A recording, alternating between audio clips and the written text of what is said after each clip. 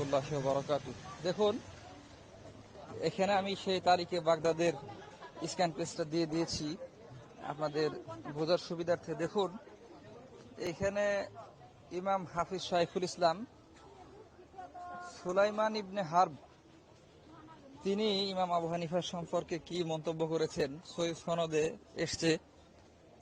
তো ইমাম আবু হানিফা রাহিমাহুল্লাহ এবং তার সঙ্গী সাথীরা আল্লাহর পথে বাধা সৃষ্টি করত। আল্লাহু আকবার। আমরা এই তার অনুসারীদেরকে এখন দেখতে পাই, তারাও যেন আল্লাহর পথে বাধা সৃষ্টি করত।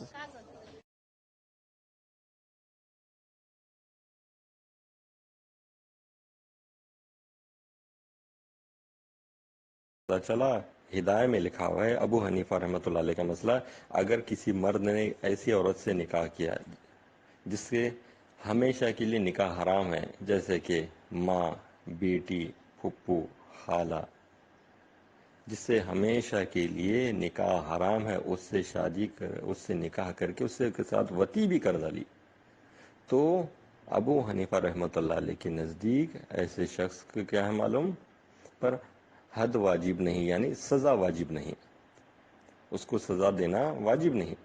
मगर नबी सल्लल्लाहु अलैहि वसल्लम का फरमान है, नबी सल्लल्लाहु अलैहि वसल्लम ने एक सहाबी रसूल को काला झंडा दिया और जाओ उस शख्स की गर्दन मार दो और उसका माल जब्त कर लो, क्योंकि उसने अपनी बाप की बीवी से निकाह किया है। बताओ, तो ये ना, ये सरासर इस्लाम के खिलाफ है फतवा, तो ये हनफियत इस्लाम नहीं।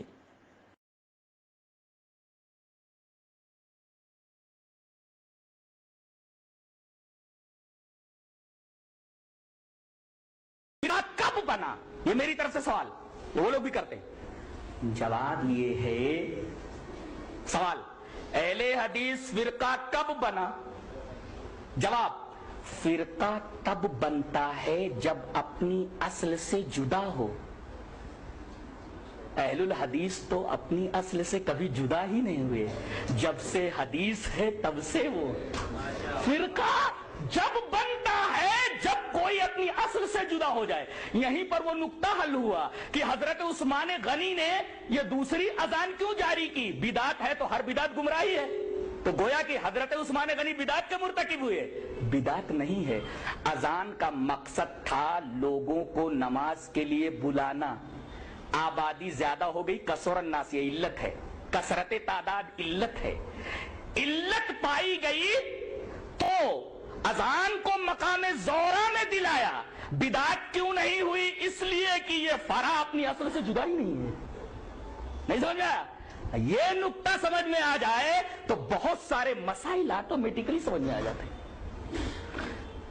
फिरका जब बनता है जब अपनी असल से जुदा हो। अच्छा, एक सवाल और कायम करता हूं कि जब अल्लाह ने तुम्हारा नाम मुस्लिम रख दिया तो तुम अहलुल हदीस अपना नाम क्यों रखते हो? जवाब उसका यह है कि यह अहलुल हदीस जो नाम है यह वस्फी है, मुस्लिम जाती है, और वस्फी नाम रखना जायज, ये तो हदीस से साबित कर रहा हूं और अकली तौर पर भी साबित करूंगा। पहले ये साबित करूंगा कि वस्फी नाम रखना जायज है। दलील दलील ये हदीस से पाक वानी ज़ुहरी समिया मुहम्मद न जुबैर इब्न मुतइम रज़ियल्लाहु ताला अन्हु अन अबीही क़ाल नबी सल्लल्लाहु अलैहि वसल्लम क़ाल अना मुहम्मदुन व अना अहमदु व अना अल माही अल्लज़ी युमहा बिल कुफ्र व अना अल हाशिरु अल्लज़ी युहशरु अन्नासु अल आक़िबि व अना अल आक़िब वल आक़िबु अल्लज़ी लैसा बअदहु नबिय्युन। रवाहु मुस्लिम फी किताबिल फ़ज़ाइल। हज़रत इमाम मुस्लिम रहमहुल्लाह इस हदीस पाक को इसी किताबुल फ़ज़ाइल के अंदर लाए। नबी करीम सल्लल्लाहु अलैहि वसल्लम ने इरशाद फरमाया, मेरा जाती नाम एक मोहम्मद, एक अहमद है, और मेरे कई वस्फी नाम हैं। एक हाशिर है, एक आकिब है, एक माही है, एक रहीम है, वगैरह वगैरह। और एक नुक्ता याद रखो कि किसी जात के मुताद्दद सिफात उसकी अजमत पर दलील होते हैं। नहीं, कुरान हकीम का मुताला करने वाला तालिब इल्म जानता है कि कयामत के बेशुमार नाम हैं। यौमुत तगाबुन, अल वाक़िया, अल हाक़्क़ा, अल क़ारिया, 50 के करीब इसके नाम। एक नाम यौमुत तगाबुन, हार जीत का दिन। 400 से ज्यादा है, जैसा कि हजरत फरमा रहे। यौम तगाबुन उसी में से है।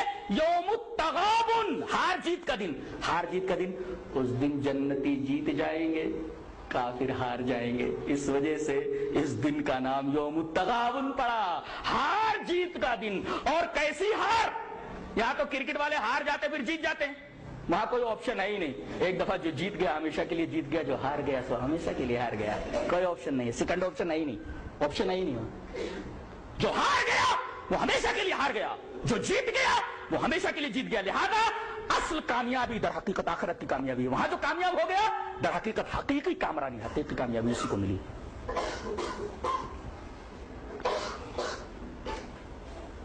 तो किसी चीज के मुताद्दिद नाम, मुताद्दिद अस्मा, उसकी मुताद्दिद सिफात उस चीज की, उस जात की अजमत की दलील होते हैं। जैसे कयामत एक अमर अजीम है, इसी वजह से 400 से ज्यादा उसके नाम है। और इमाम कुर्तुबी रहमतुल्लाह अलैह ने यह बात लिखी है कि किसी चीज के मुताद्दिद नाम और किसी चीज की मुताद्दिद सिफात उसकी अजमत शान के ऊपर दलील होती है। अरबों के यहां, अहले अरब के यहां तलवार की बड़ी अजमत थी, बड़ी अहमियत थी। लिहाजा उन्होंने सिर्फ तलवार के लिए 500 अल्फाज जमा किए। 500 वर्ड है तलवार के लिए। तलवार के लिए कितने वर्ड है? 500 अल्फाज हैं सिर्फ तलवार के लिए। इतनी रिच लैंग्वेज है ये अरबी। तलवार के लिए सिर्फ 500 वर्ड है, 500 अल्फाज हैं, इतनी रिच लैंग्वेज है।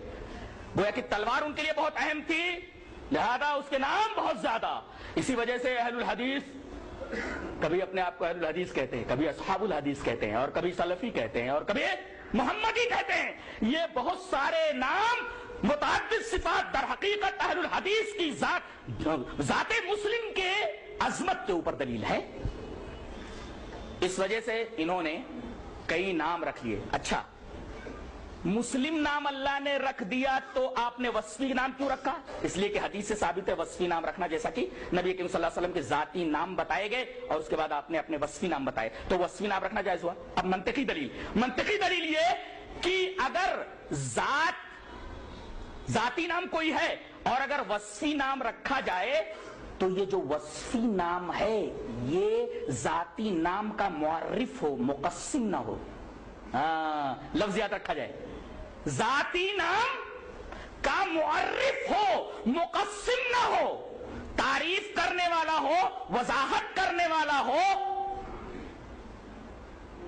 और उसकी वजाहत करने वाला हो, तकसीम करने वाला ना हो। अब बताइए, इस्लाम इज इक्वल टू अहलुल हदीस, दुरुस्त है कि नहीं?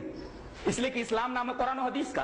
कुरान और हदीस से जो कुछ बाहर है वो इस्लाम है ही नहीं। लिहाजा इस्लाम इज इक्वल टू अहलुल हदीस, और इस्लाम इज इक्वल टू अहलुल हदीस और मुस्लिम इज इक्वल टू अहलुल हदीस। तो अहलुल हदीस जो नाम है जाती नाम का मुअर्रिफ है, मुमय्यिज है, मुकस्सिम नहीं है। अगर हनफी और शाफी रख दिया जाए तो ये मुकस्सिम है। लिहाजा अहलुल हदीस रखना दुरुस्त है और किसी शख्सियत की तरफ इंतसाब करके नाम रखना दुरुस्त नहीं, इसलिए कि वो मुकस्सिम है, तकसीम करने वाला है, मुअर्रिफ और मुमय्यिज नहीं है।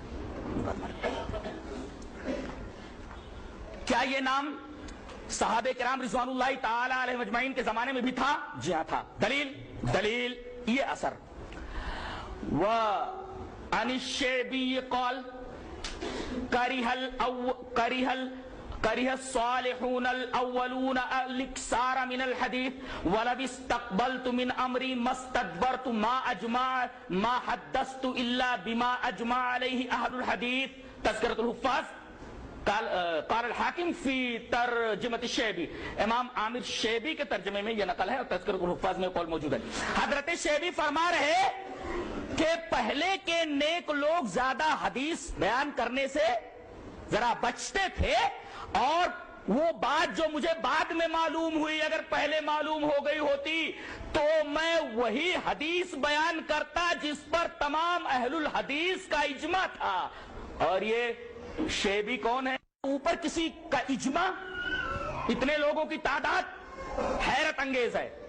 जी चाहता है कि इस पर भी एक हदीस आपके सामने मैं पेश कर दूं। हदीस इस तरह, मान अब्दुल्लाह रज़ियल्लाहु ताला अन्हु अन नबी सल्लल्लाहु अलैहि वसल्लम क़ाल खैरुन नास क़रनी ثم الذين يلونهم ثم الذين يلونهم ثم يجيء اقوام تسبق شہادت احدهم يمينه ويمينه شهادته قال ابراہیم وكانوا يضربون على الشهادة والعهد رواه البخاری فی کتاب الشہادات. حضرت امام بخاری رحمہ اللہ اس حدیث پاک کو ایسے کتاب الشہادات کے اندر لائے. راوی حضرت عبداللہ بن مسعود ہیں. حضرت عبداللہ بن مسعود فرماتے ہیں کہ جناب محمد رسول اللہ صلی اللہ علیہ وسلم نے ارشاد فرمایا سب سے بہترین زمانہ میرا زمانہ جب تک آپ حیات ہیں. اب آپ کے زمانے کے بعد کون سا زمانہ بچتا ہے؟ صحابہ کرام کا. اور صحابہ کرام کا زمانہ, اس کے بعد تابعین کا زمانہ. یہ تین زمانے ہیں. خیر الناس قرنی, یہ میرا زمانہ. ثم الذین یلونہم, پھر اس زمانے سے جو لوگ منسلک صحابہ. ثم الذین یلونہم, پھر میرے صحابہ سے جو منسلک ہیں. اس کا مطلب دور نبوی, دور صحابہ, دور تابعین, اور دور صحابہ کے اندر یہ لفظ موجود تھا. اس کا مطلب صحابہ کرام رضوان اللہ تعالی علیہم اجمعین لفظ اہل الحدیث سے اچھی طرح واقف تھے. اب آخری بات رہ گئی, کیا یہ نام رکھنا ضروری ہے؟ جی ہاں ضروری ہے. ضروری ہے. کیوں؟ دلیل اس کی یہ ہے کہ نبی کریم صلی اللہ علیہ وسلم کے زمانے میں کیا یہ ہوتا تھا کہ یہ حدیث صحیح ہے یا حدیث ضعیف ہے؟ رسول اللہ صلی اللہ علیہ وسلم کوئی بات کہہ رہے, کوئی حدیث بیان کر رہے, تو اس کا مطلب یہ تھا کہ جو کچھ آپ بیان کر رہے ہیں وہ سب صحیح ہے. آپ یہ تھوڑی کہتے تھے کہ یہ بیان کر رہا ہوں یہ حدیث صحیح ہے حدیث ضعیف ہے. اور صحابہ کرام بھی یہ نہیں کہتے تھے کہ یہ حدیث صحیح ہے حدیث ضعیف ہے. اچھا, بعد میں جب صحیح حدیثوں کے اندر ضعیف حدیث گھس گئی تو فقہاء نے, محدثین نے کہنا شروع کر دیا کہ یہ حدیث صحیح ہے حدیث ضعیف ہے, تاکہ معلوم ہو جائے کہ صحیح حدیث کیا ہے ضعیف حدیث کیا ہے, تاکہ لوگ ضعیف حدیثوں کو چھوڑ کر کے جو انسانوں نے گڑھ لی تھی نبی کریم صلی اللہ علیہ وسلم کی حدیث کے اوپر آ جائیں. تو آج پہلے مسلمانوں کے مقابلے میں صرف کافر تھے تو اور نام رکھنے کی ضرورت نہیں تھی, لیکن آگے چل کر کے جب بدعتیں پھیلی تو مسلم کے ساتھ ساتھ اہل السنہ نام رکھا گیا بدعتیوں کے خلاف.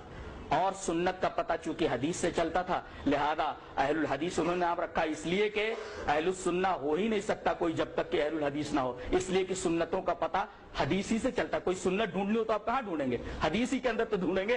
اس کا مطلب اگر کسی نے کہہ دیا اہل الحدیث تو اہل القرآن بھی ہو گیا, اہل السنہ بھی ہو گیا, محمدی بھی ہو گیا, سلفی بھی ہو گیا, سب کچھ ہو گیا. یہ لفظ اہل الحدیث بہت جامع ہے, یہ در حقیقت ممیز ہے دیگر تمام ان فرقوں کے مقابلے میں جو اپنی خواہشات اور اپنی احوا, اپنے آرا, اپنے خیالات فاسدہ اور اپنی افکار کاسدہ کے اوپر قائم ہیں.